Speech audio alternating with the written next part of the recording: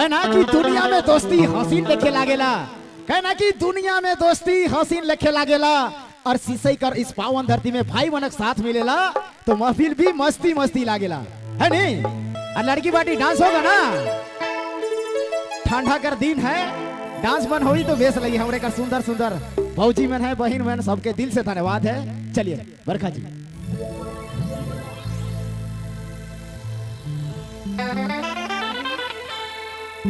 सबके जोहार, सबके जोहार। और जितने भी यहाँ पर आए हुए हमारे दोस्त बोले, भाई बहन बोले, हमारे गार्जियन, सबको नमस्कार, जोहार। और उम्मीद करती हूँ आप लोग खूब नाचेंगे।